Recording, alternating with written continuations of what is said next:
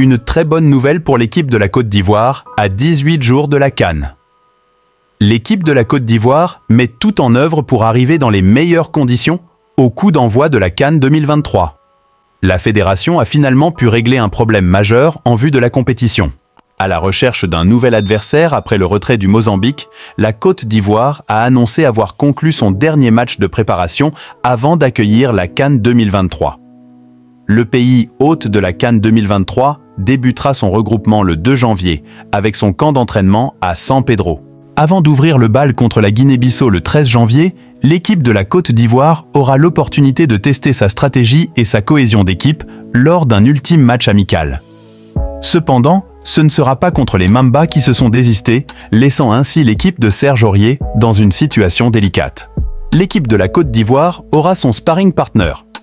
Finalement, c'est la Sierra Leone qui les remplacera pour un match amical prévu le 6 janvier à 17 h au stade Laurent Pokou, 20 000 places, de San Pedro, a annoncé la Fédération ivoirienne de football, FIF.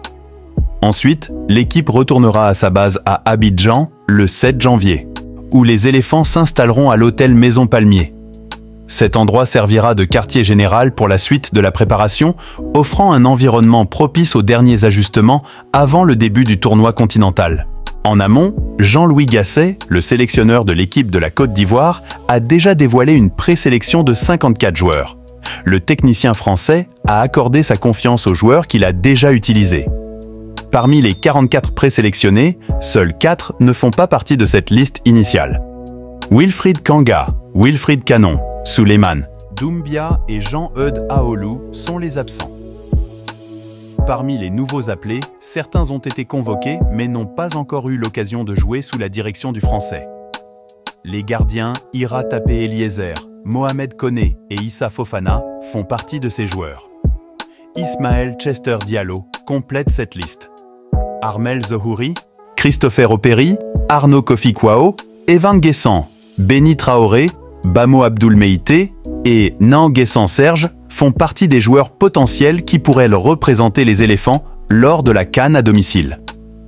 Le sélectionneur annoncera sa liste définitive pour la Coupe d'Afrique des Nations ce jeudi 28 décembre, lors d'une conférence de presse au Radisson Blu Abidjan Airport. Cette annonce interviendra donc plus tôt que le mercredi 3 janvier, date limite pour tous les sélectionneurs. Le plan de bataille de l'équipe de la Côte d'Ivoire.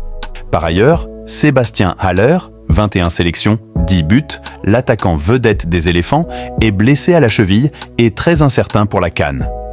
Une situation qui préoccupe évidemment les suiveurs de l'équipe de la Côte d'Ivoire qui espèrent recevoir rapidement des nouvelles positives du joueur de 29 ans.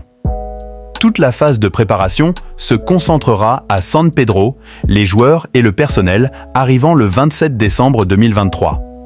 Ce lieu deviendra le centre névralgique des efforts d'entraînement et de renforcement de l'équipe, marquant un moment crucial dans la cohésion de l'équipe. Le 2 janvier 2024, les éléphants prendront la direction de San Pedro, symbolisant le déplacement stratégique vers le principal site de préparation. Cette transition vers un nouvel endroit vise également à instaurer une ambiance propice à la concentration et à l'unité de l'équipe. La phase finale débutera le 13 janvier 2024 au stade Ebimpe Alassane Ouattara avec un match d'ouverture palpitant contre la Guinée-Bissau. À noter que les éléphants sont dans le groupe A aux côtés de la Guinée-Bissau, du Nigeria et de la Guinée équatoriale. C'est à ce moment que les efforts de préparation se concrétiseront sur le terrain et les éléphants de Côte d'Ivoire chercheront à s'imposer d'emblée dans cette 34e édition de la Coupe d'Afrique des Nations. Il est également important de noter que la tâche s'annonce très difficile. Avec l'organisation de cette CAN, l'équipe de la Côte d'Ivoire a ainsi une véritable pression sur ses épaules. Une lourde charge qu'il faudra gérer pour éviter de sombrer dans une mauvaise euphorie. Si la vidéo vous est plu, abonnez-vous et activez la cloche de notification pour ne rater aucune de nos prochaines vidéos. Merci et à bientôt pour plus de contenu.